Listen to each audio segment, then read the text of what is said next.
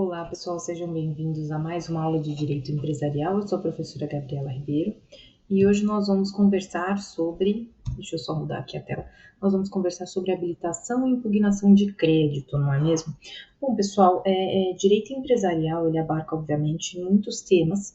Nós estamos aqui entrando e conhecendo o tema da recuperação judicial, tivemos uma primeira aula, quem não assistiu, convido para que assista, é uma aula importante sobre os princípios da recuperação judicial, o início da recuperação judicial, o que é a recuperação judicial em si.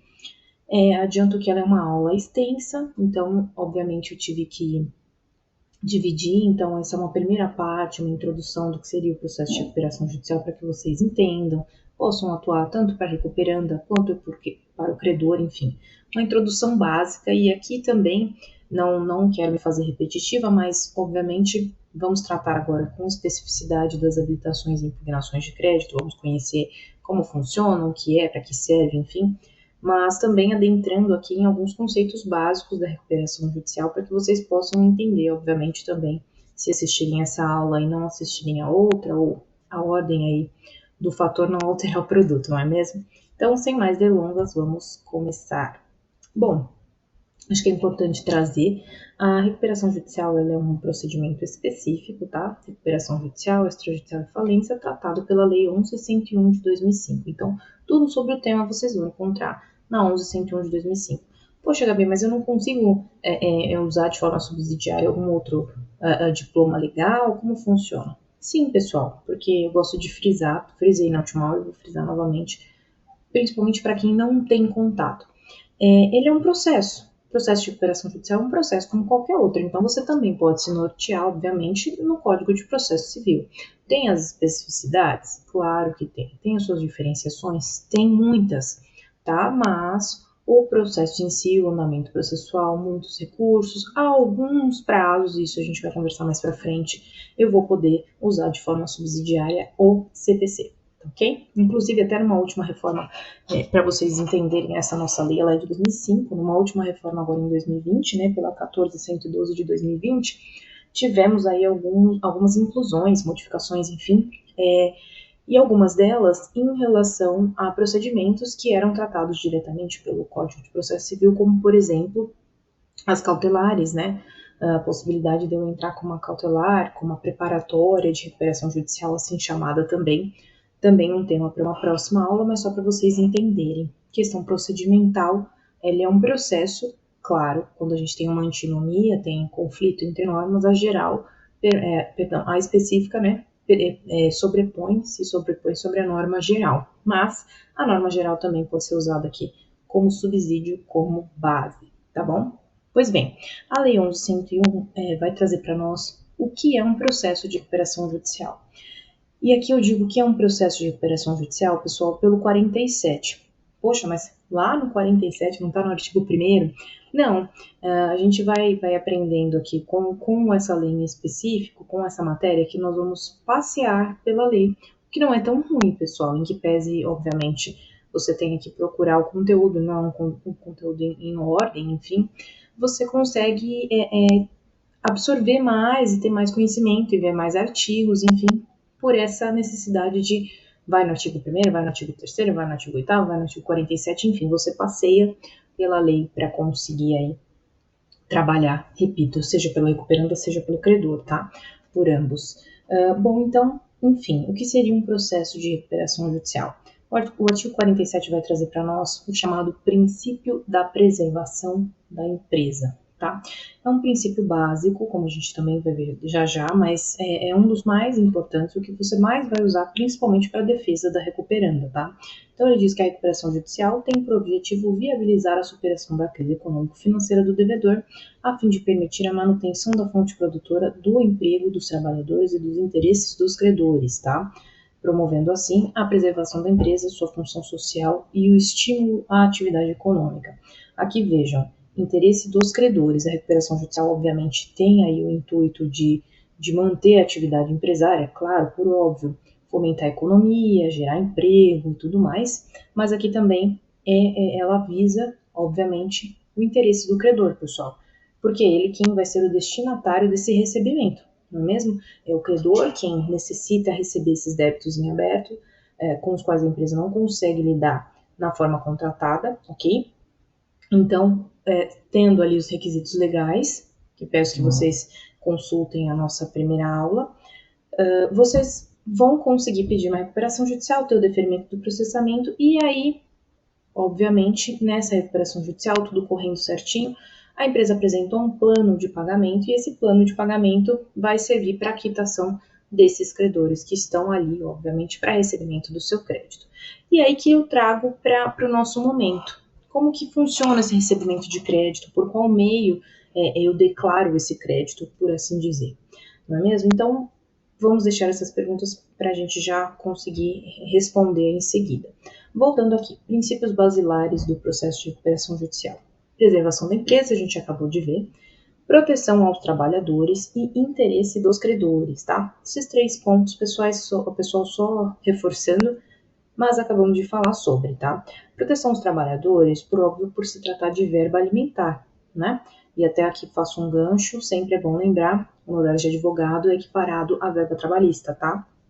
Tem natureza alimentar, então tem aí uma proteção maior, até na ordem, na classificação dos créditos da recuperação judicial, somos classe 1, ok, pessoal?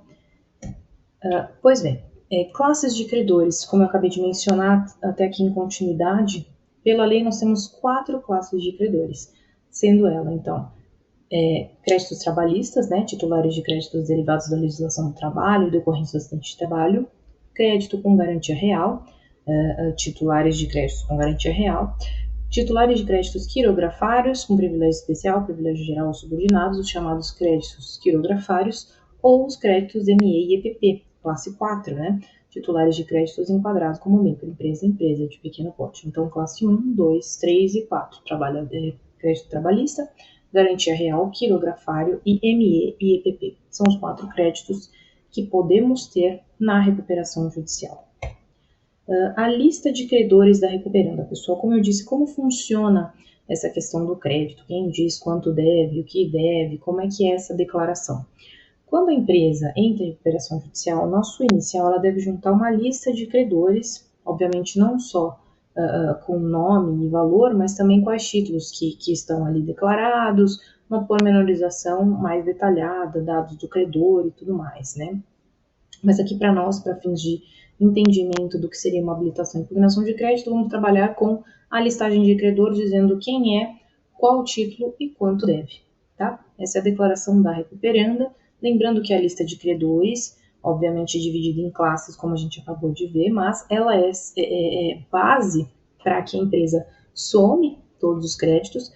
Claro, pós divisão de classe, eu vou ter uma somatória por classe e vou ter uma somatória geral. Essa somatória geral vai me dar o valor da causa, que é o valor da minha dívida, tá? Dos créditos declarados. Então, quais são aí os valores que a empresa vai dizer? Isso aí, pessoal, depende, obviamente, da recuperanda, né? Você, advogado da recuperanda, vai ser provavelmente auxiliado por um contador, alguém da empresa, e é importante que seja para que faça esse levantamento devido dos títulos, valores, quais são os credores, e cabe a você, advogado, obviamente, trazer a devida informação, fazer a devida checagem de quais créditos pertencem a qual classe, tá? Aí fazer a instrução para que o seu cliente possa fazer devidamente as classificações, porque isso até pode gerar um problema depois, pessoal, uma classificação equivocada, tá? Mas enfim, fazendo essa classificação, fazendo essa declaração dos créditos, temos a primeira lista, que é a lista de credores da recuperanda, tá? Da empresa em recuperação judicial. Bom, essa lista de credores, pessoal, nesse primeiro momento, apresentada no processo, ela nunca pode ser corrigida, não vai... Calma, vamos por partes. É uma primeira lista que a gente sabe que pode haver equívocos, pode haver alguma coisa errada, pode faltar gente, pode ter gente a mais, que já foi feito pagamento, enfim. Acontece. Então, é importante alguns pontos que a gente vai começar a tratar agora. Obviamente, quando do pontapé inicial, quando entra com o processo, os credores ali, para eles terem ciência da existência do processo de recuperação judicial, ou até mesmo para eles terem ciência dessa lista de credores, eles vão, além, obviamente, da publicação do edital da lista de credores que a gente vai ver, eles vão receber um comunicado do administrador judicial, geralmente por isso a necessidade de informar e-mail na lista, né, de credores, para que a administração judicial vá entrar em contato, enfim, foi listado, qual o valor que foi listado, para que o credor tenha oportunidade de um ajuste, se necessário. Isso também é para recuperanda, tá? Um prazo para que ambas possam fazê-lo. Mas vamos por partes aqui. Publicação do edital da lista de credores da recuperanda. Esse é um primeiro edital, o edital do artigo 52, parágrafo 1º. Tudo isso, obviamente, me referindo à Lei 1161 de 2005, tá? Nem vou ficar repetindo, porque vocês já sabem, a gente está tratando da lei em específico, ok? Então, o 52 ele vai dizer: o juiz ordenará a expedição de edital para publicação no órgão oficial que conterá 1. Resumo do pedido do devedor e da decisão que defere o processamento. 2. Relação nominal de credores em que se discrimine o valor atualizado e a classificação de cada crédito. 3. Advertência acerca de prazos de habilitação de crédito na forma do artigo 7º, parágrafo 1º, e para que os credores apresentem objeção ao plano apresentado nos termos do 55. Aí já é uma outra parte, a parte do plano a gente ignora nesse momento. Vamos focar aqui na habilitação e impugnação de crédito, vamos focar no primeiro edital da lista de credores, né? Bom, esse 52, pessoal, vocês podem verificar aqui, por exemplo, no inciso 1, sobre o resumo do pedido, enfim, e a decisão que defere o processamento. Quando o juiz defere o processamento da recuperação judicial, ele dá diversas providências, tá? Dentre elas, então, a publicação do edital aqui, onde vai constar, obviamente, todos esses credores, vai constar a lista, isso vai ser publicado em Diário de Justiça para conhecimento geral, perfeito? Então, essa primeira lista é um pontapé inicial, a verificação de quais créditos estão listados e quais são os valores.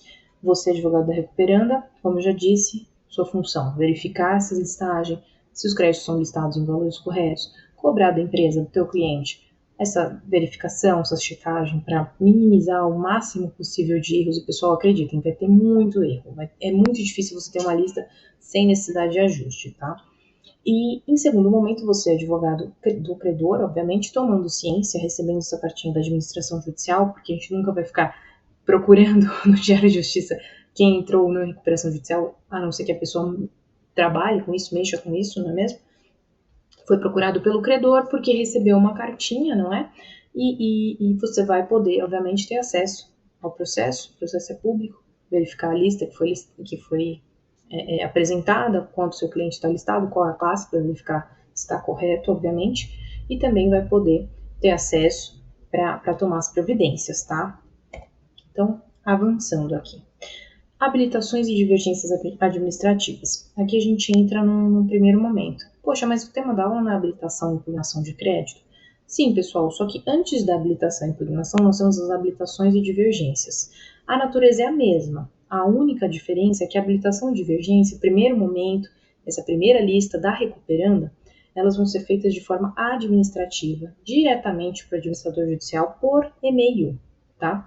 Então, por e-mail, o credor vai explicitar, vai dizer o que está errado, o que precisa de ajuste, assim como a recuperanda também tem essa oportunidade. Poxa, fui checar a lista pela segunda vez, doutora, verifiquei que eu listei o José pelo valor de 15 mil, na verdade é 20. Ou verifiquei que eu listei a Maria por 10 mil e eu já quitei a Maria. Eu preciso tirar da lista, tá? Obviamente aqui trazendo algumas questões a par, né? Eu sei que tem toda essa outra questão em relação ao pagamento de crédito sujeito e tudo mais, não é isso que eu estou dizendo. Digamos que não é a questão, né? Foi pago lá atrás, enfim. Não estou levantando aqui a possibilidade ou autorização de pagar crédito sujeito, tá, pessoal?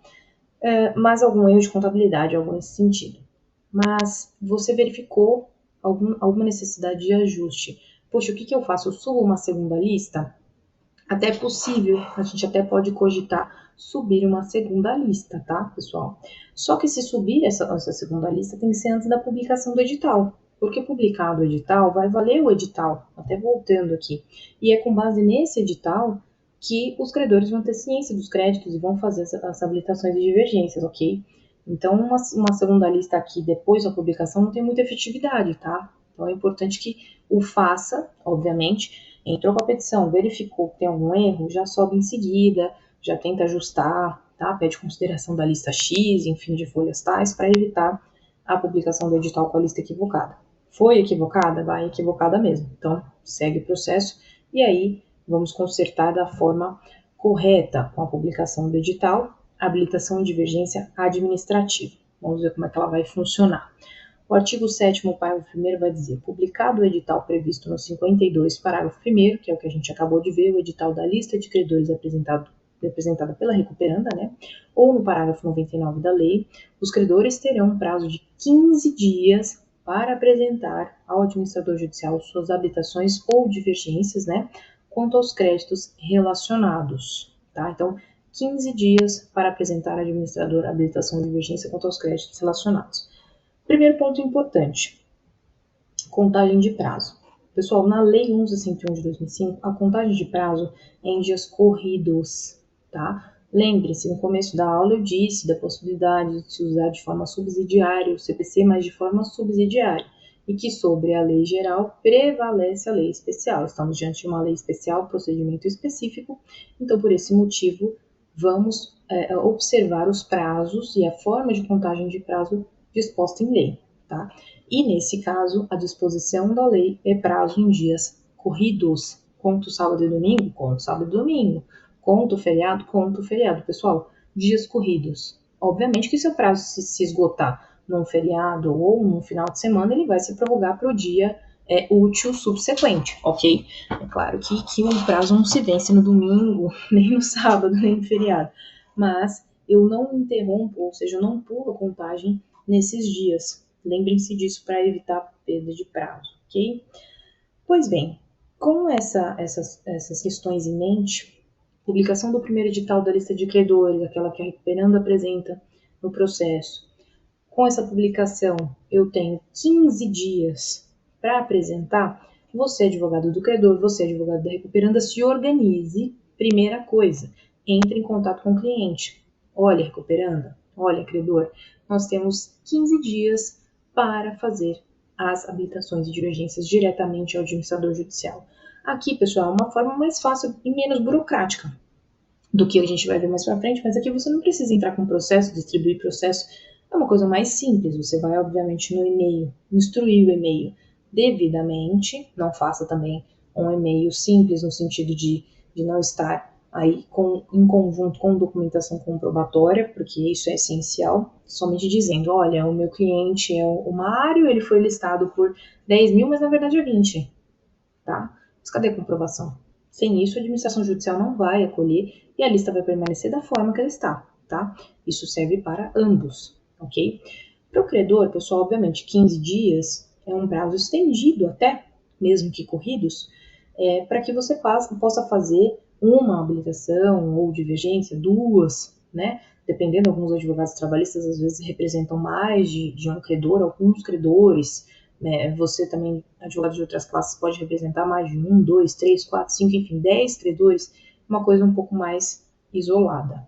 Advogado da recuperanda, advogada da recuperanda, fala agora com você. Como eu disse, quase sempre, quase 100% de certeza vai necessitar de ajuste da lista da recuperanda. E esse volume tende a ser maior, tá? Então, atenção, cuidado com o prazo.